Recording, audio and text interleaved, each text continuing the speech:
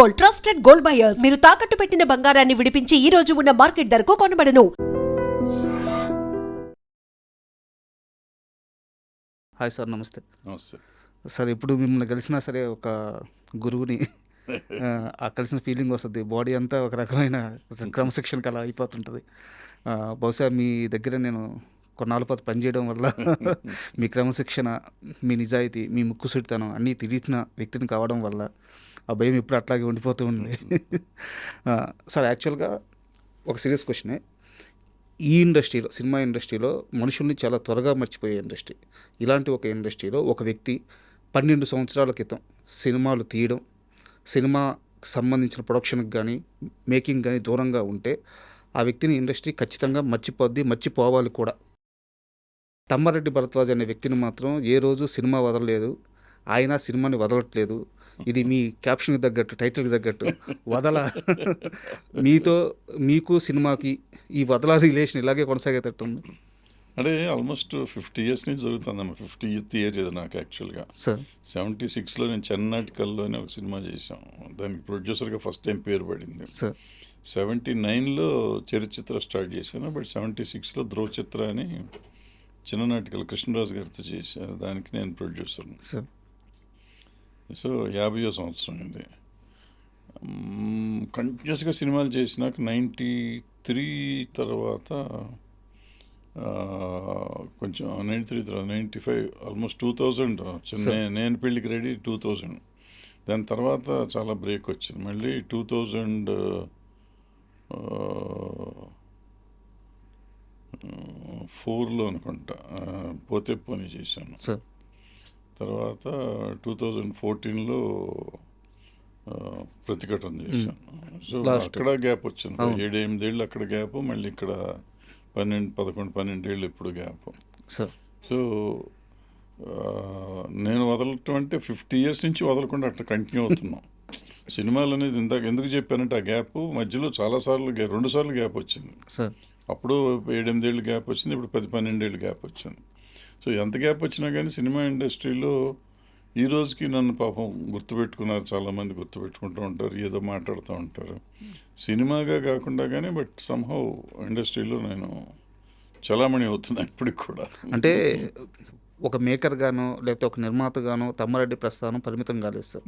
ఈరోజు తెలుగు సినిమా అభివృద్ధి కోసం ఉన్నామని చెప్పుకుంటున్న ఎన్నో శాఖల్ని మీరు ఆర్జుడు, నాకు తెలిసి మీరే వాటిని, అంటే తొలినాళ్ళలో చాలా కార్యక్రమాలు వాటిలో కొత్తగా తీసుకొచ్చిన వ్యక్తి మీరు.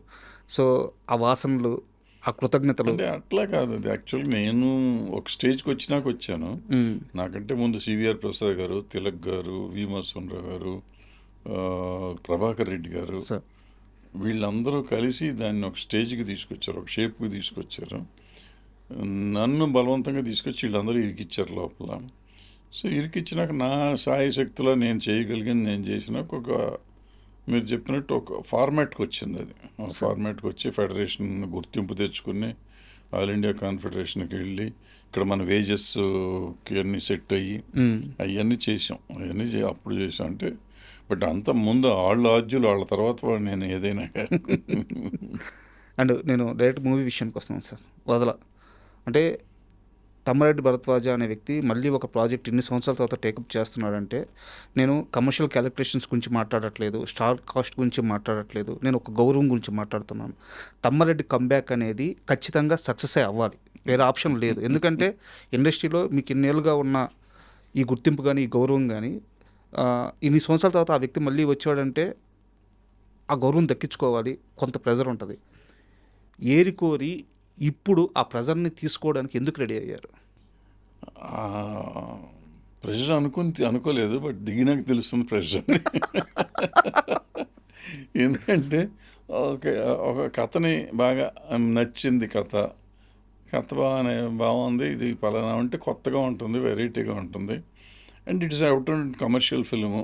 నేను రెగ్యులర్గా నేను చేసే నాకు నచ్చే సినిమాలలాగా కాకుండా నేను మామూలుగా థియేటర్కి వెళ్ళి చూస్తాను కదా, టికెట్ కొనుక్కొని చూసే సినిమాలు ఉంటాయి కదా, అలాంటి సినిమా ఇది.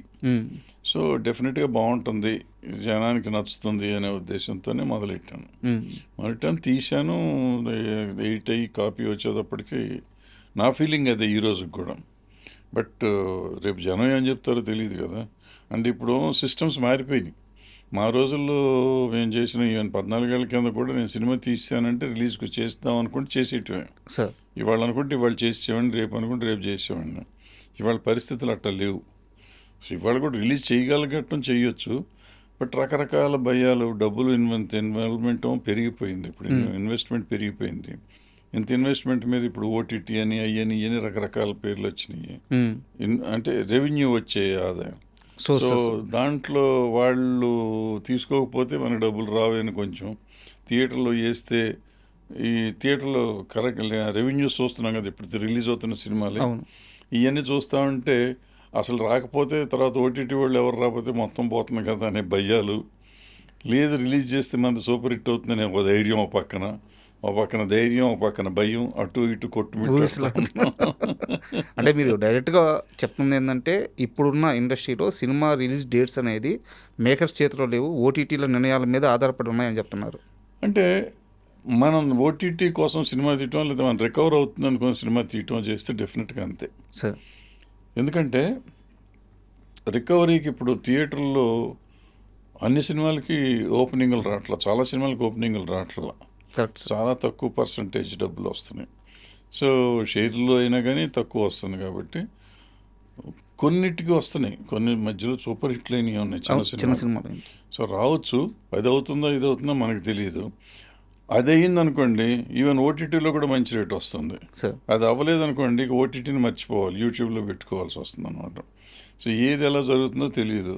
సో ఆశ ఇది జరిగితే అది జరుగుతుంది కదా, ఇది వస్తే అది వస్తుంది కదా, అన్ని రకాలు రికవర్ అవుతాం కదా అని ఒక ఆశ ఉంటుంది ఆ ప్రొడ్యూసర్ అనేవాడికి. ఇప్పుడు నేను పాత భారద్వాజ్ లాగా ఉండాలా ఉండకూడదా నాకు అర్థం కావట్లేదు. అలా ఉండాలంటే ముందు రిలీజ్ చేసేద్దాం చూద్దాం. ప్రిపేర్ అయ్యే తీసాం కదా, వాళ్ళు ఎవరో వస్తారని ఏదో చేస్తారని అనుకోలేదు మనం. సో ఎవరిని నమ్ముకుని ఉండలేదు. బట్ ఏంటంటే అవకాశం ఉంది కదా ఎందుకు తొందరపడతారు అనేవాళ్ళు ఉంటారు ఫ్రెండ్స్. సో తొందర పడాలా పడకూడదా కొట్టుమిట్టాడుతున్నా. నాకు నిన్న మొన్న సెన్సార్ అయ్యి సర్టిఫికేట్ నిన్నే వచ్చింది. సో ఇప్పుడు ఇక గట్టిగా సీరియస్గా రిలీజ్ని గురించి ఆలోచించాలి, ఈ ఓటీటీ ప్లాట్ఫామ్స్ని గురించి ఆలోచించాలి. సో వాళ్ళు కంట్రోల్ చేస్తారంటే వాళ్ళని నమ్ముకున్నప్పుడు వాళ్ళు కంట్రోల్ చేస్తారు. ఎందుకంటే మేజర్ ఇన్వెస్ట్మెంట్ వాళ్ళని ఇవ్వమంటున్నాం మనం. వాళ్ళు ఇచ్చినప్పుడు మరి వాళ్ళ రిలీజ్ షెడ్యూల్ చేసుకున్న ప్రకారం మనం రిలీజ్ చేయమంటాను. So in that way they are right. మనం వాళ్ళని నమ్ముకోలేదు అనుకోండి, మనం డైరెక్ట్గా రిలీజ్ చేస్తాం, హిట్ అయితే వాళ్ళు వస్తారు మన దగ్గరికి అనుకుంటే రిలీజ్ చేసుకోవచ్చు మనం. జగత్ బాబు గారిది అంటే అంతఃపురం ఆ సినిమాకి మీరు కో ప్రొడ్యూసర్. ఆ రోజు జగత్ బాబు గారిని చూశారు, ఈరోజు జగత్ బాబు గారిని చూస్తున్నారు. ఈ మొత్తం స్పాన్లో ఆయన ఎన్నోసార్లు పడ్డారు, ఎన్నోసార్లు లేశారు. బట్ మనిషిగా ఎప్పుడు ఆయన ఆ స్థాయిలోనే ఉన్నారు. ఆయన గురించి గొప్పగా చెప్పేవాళ్ళే కానీ ఇంత నెగిటివ్ కూడా ఆయన గురించి లేదు. సో ఈరోజు మళ్ళీ ఆయనతో కలిసి పనిచేస్తున్నప్పుడు జగత్ బాబు గారితో ఆ ఎక్స్పీరియన్స్ ఎలా ఉంది? బాగుంది, డెఫినెట్గా బాగుంది. డెఫినెట్గా ఈ సినిమాకి నిజంగా చాలా ఎక్కువ బాగుంది నిజం చెప్పాలండి. ఆ రోజు అతను ఒట్టి యాక్టర్గానే ఉండేవాడు, యాక్ట్ చేస్తానికి ఆ కృష్ణవంశీవాడు ఉండేవాడు కాబట్టి ఆ రాక్షసుడు ఇతన్ని పీడించి గీడించి ఇతను అతన్ని పీడించి మొత్తానికి బాగా చేసుకున్నారు. ఆ సినిమాలో అద్భుతమైన పెర్ఫార్మెన్స్ చేశాడు. ఈ సినిమాకి ఒక రకంగా అతనే మమ్మల్ని పీడించేవాడు అనమాట. అంటే బాగా రావాలి తప్పన ఇంకేదో కావాలి అని చెప్పి నిజంగా చాలా బాగా చేశాడు. ఎందుకంటే కథ అతనే ఇచ్చాడు మనకు రఫ్గా. సో దాని మీద ఈ కథను ఇలా చేయాలి అనే దాని మీద అతను చాలా ఎక్కువ కష్టపడ్డాడు. అండ్ ఒక రకంగా చెప్పాలంటే ఈ సినిమా షూటింగ్ రోజు నుంచి నిన్నటి వరకు ప్రమోషన్కి వచ్చాడు, నిన్న కూడా వచ్చాడు. ఇప్పటివరకు అతను ఈ స్లీపింగ్ దట్ వదల, ఈటింగ్ దట్ వదల ఆ టైప్లో ఉన్నాడు ఆయన. బట్ అంటే మీరు అన్నారు కాబట్టి అడుగుతున్నాను, ఒక హీరో ఒక కథని అంత ఇష్టపడి అంటే మిగతా టీంను మొత్తం కూడా పుష్ చేస్తా ఇంత ఇష్టంగా సినిమా తీస్తున్నప్పుడు ఆయన ఇచ్చిన కథలో ఎవరైనా చిన్న చేంజ్ చేస్తే ఒప్పుకోవడం కష్టం. బట్ తమ్మారెడ్డి గారు ఒక మేజర్ సీక్వెన్స్ని హైలైట్ అయ్యేలాగా మార్చి చెప్పంగానే ఎలా ఒప్పుకున్నారు? అట్లా అని కాదు, మార్చి చెప్పడం అనేం కాదు, కథ చెప్పినప్పుడు సంగతి కదా. మనం సినిమా తీసినాక మనమేం మాట్లాడలేదు. చెప్పినప్పుడు ఒక ఫార్మాట్ ఆయన చెప్పాడు, ఫార్మాట్ బాగుంది, ఇట్లా కాదు ఇట్లా ఉంటే బాగుంటుందేమో అన్నా నేను. సో దెన్ వాళ్ళ తర్వాత వాళ్ళంతా కలిసి వర్క్ చేశారు. సో వాళ్ళకి నచ్చింది కాబట్టి చేశారు వీళ్ళు. అండ్ హీరోయిన్ లయ గారితో మీరే 3 సినిమాలు చేశారు, అవును. డైరెక్టర్గా అయితేనే, ప్రొడ్యూసర్గా అయితేనే. అండ్ జగత్ బాబు గారికి ఇది లయ గారితో 5వ సినిమా. అవును. సో సెట్లో వాళ్ళిద్దరి బాండింగ్ ఎలా ఉండేది బాగుంటుంది. బాబు బాగా కలిసిపోతాడు, ఆ అమ్మాయి అందరితో బాగానే ఉంటుంది. సార్? సో గొడవ ఏం లేదు అసలు, ఎప్పుడు ఏ రకమైన ఇది లేదు, చాలా హ్యాపీగా జరిగింది షూటింగ్. అందులో ఆ అమ్మాయి అసలు నో ట్రబుల్ టైప్ హీరోయిన్. అసలు ఎప్పుడు ఏం ఉండదు, ఆ అమ్మాయి రావటం, పని చేసుకోవటం, పోవటం తప్ప ఆ అమ్మాయికి వేరే ఏమి ఉండదు. సో చాలా బాగా చేశారు. లయ గారు యాక్చువల్గా యుఎస్లో ఉంటారు కదా సార్. అవును. ఈ సినిమా కోసం అక్కడి నుంచి రావడం వెళ్ళడం ఇది బడ్డన్ అవ్వలేదా మీకు? లేదు, మనకి అదేం లేదు. ఆవిడ ఇక్కడికి వచ్చి ఇక్కడే ఉంటారు. ఓకే. ఆవిడకి ఇల్లు ఉంది ఇక్కడ. సో ఆవిడ వచ్చి ఇంట్లో ఉంటారు, మన షూటింగ్ ఉన్నప్పుడు మన షూటింగ్ చేసి వెళ్ళిపోతారు. ఇంకేదైనా ఉంటే ఆ సినిమా కూడా చేస్తారు. సో రావటం, పోవటం, ఉండటం మనకు సంబంధం లేదు. ఆవిడ కష్టం ఆవిడదే. మనకి ఇక్కడి నుంచి తీసుకొచ్చుకోవటం, తీసుకెళ్ళటం మామూలుగా చేయాల్సిందే కదా, అవి చేసుకుంటాం.